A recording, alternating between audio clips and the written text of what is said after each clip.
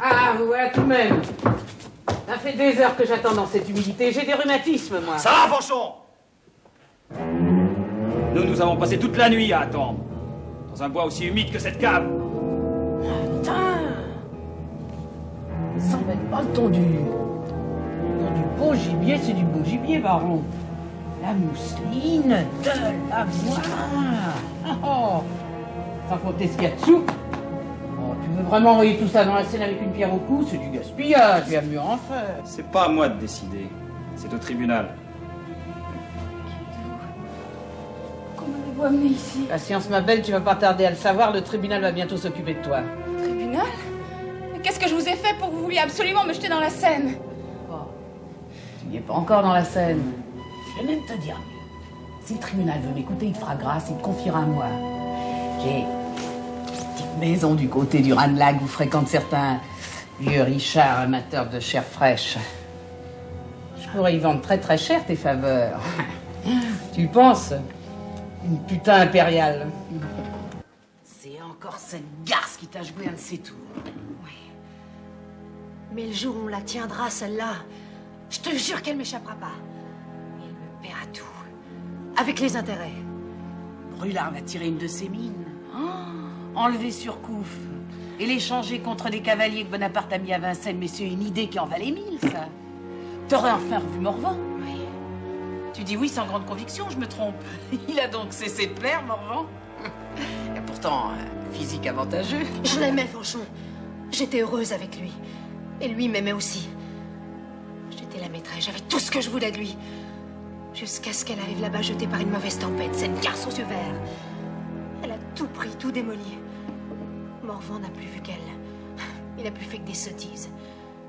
Moi, j'ai cessé d'exister. Tu penses? Une aristocrate. Plutôt bien roulé. Je commence à comprendre pourquoi tu la détestes tant. Je donnerais ma part de paradis pour la joie de l'étrangler avec ces deux mains-là. Ta part de paradis, elle doit être comme la mienne. Tout juste assez large pour un petit doigt. Faudra trouver autre chose, ma belle, à donner en échange si tu veux qu'on t'aide à réaliser ton rêve.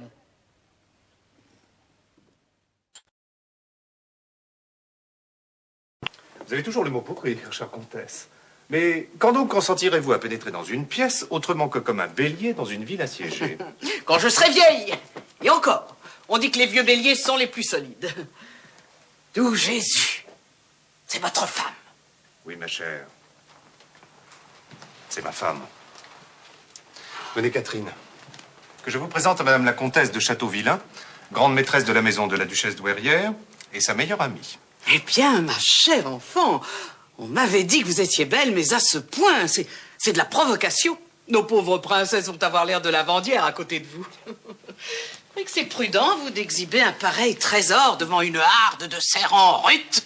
Les yeux de tous ces vieux dris vont leur sortir de la tête. Quand nous nous sommes vus, je n'arrive pas à croire que c'est vous. Ah, Catherine, vous n'avez pas changé, vous êtes toujours aussi adorable. Ah, si, j'ai beaucoup changé, Armand-Garde. Ainsi, vous ne devez plus m'appeler de Brazet. Je suis à présent Catherine de Montsalvi.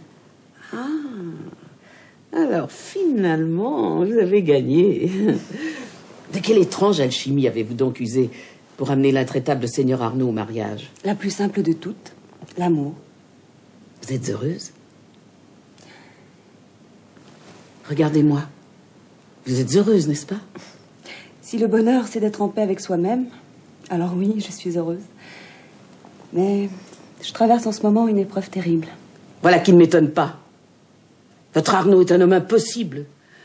Quand je pense que le duc Philippe serait capable de donner la moitié de ses états pour vous retrouver. Armand-Garde, encore un mot là-dessus et je quitte cette chambre. Quant à mon histoire, c'est une très très longue histoire.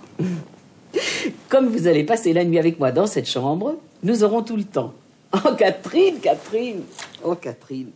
Il faut arroser nos retrouvailles. Arroser, mais vous n'y pensez pas. Nous autres pèlerins n'avons droit qu'à l'eau de pénitence. Vous n'êtes peut-être plus bourguignonne, mais moi je le suis toujours. Et je ne voyage jamais sans quelques bonnes potions de chez nous.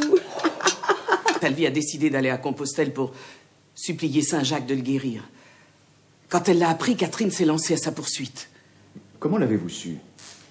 Nous nous sommes rencontrés chez les religieuses de Conques où je faisais moi-même le pèlerinage. J'ai essayé de la retenir, de l'en empêcher, mais le duc Philippe l'aime toujours, vous comprenez. Et il la réclame à corps et à cri. Vous voulez que Catherine retourne dans les bras du duc de Bourgogne? Madame, ça leur ferait le plus grand bien, tous les deux.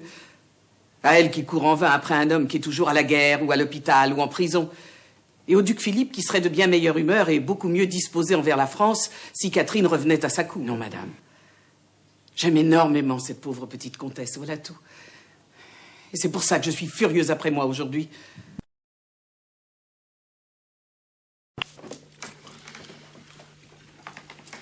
Dis-moi, Rosen. Ma mère ne connaît personne d'ici à Quimper. Mais toi, tu connais tout le monde, au moins jusqu'à Brest. Ah bah oui, je connais pas mal de monde. Pas fier, moi. Et bonjour aux gens, et quand on me parle, bah, j'écoute et je réponds. Sur qui veux-tu des renseignements exactement? Sur personne. Je ne veux pas me renseigner, comme tu dis. Je voulais simplement savoir si tu connaissais une famille qui s'appelle Saint-Mélène. Qui? Saint-Mélène.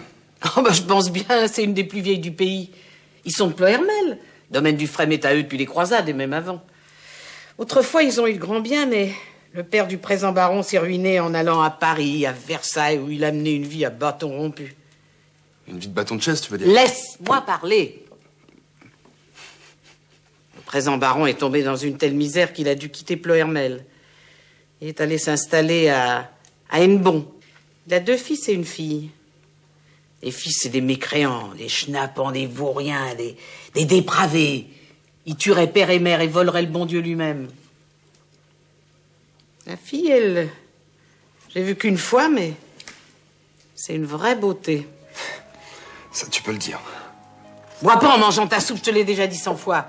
Quand on boit en mangeant sa soupe, on voit plus clair quand on est mort. Tu connais quelqu'un qui est revenu pour le dire? Moi, non. Mais la mère de ma grand-mère connaissait quelqu'un qui est... Et puis d'abord, il n'est pas question de ça. Mais de la petite Saint-Mélène.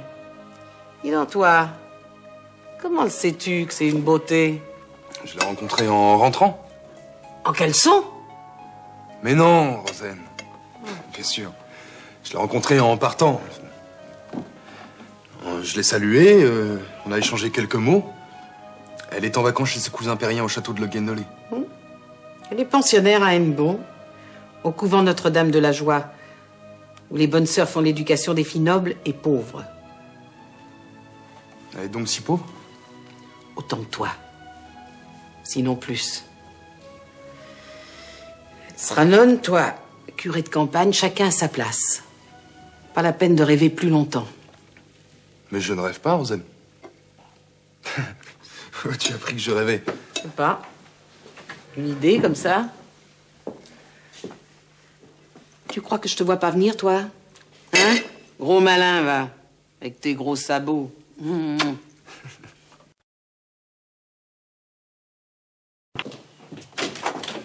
Ah, vous allez encore me faire souper une belle heure, Jacques. Vous n'avez donc aucun respect pour moi? Qu'est-ce que c'est que ça? Vous pouvez plus porter toute votre luzerne vous-même. Monsieur Jacques devient grand seigneur, il prend un commissionnaire. Calmons-nous, Thérèse, calmons-nous. Payez-le vite et qu'il déguerpisse, je ne veux pas d'espion chez moi.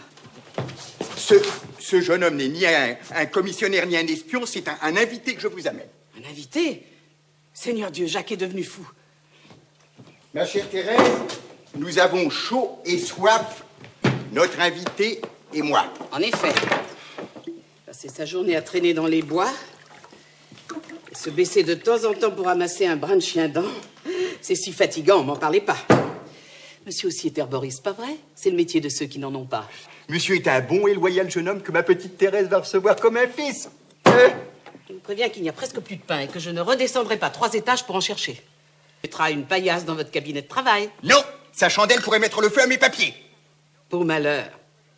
Dans le vestibule, alors, devant le buffet? Non! Nous le mettrons dans la mansarde, avec une vue sur des jardins magnifiques, ce qui est rare à Paris. C'est là que j'étends mon linge et que je mets mes haricots à sécher. Ce jeune homme prendra soin de ne pas salir votre linge et de ne pas manger vos haricots. Non, voyez-vous, ma chère, Paris est un séjour pernicieux. Je ne veux pas que ce jeune homme aille à sa perte. Il paiera donc pension? Mais il vous coûtera rien.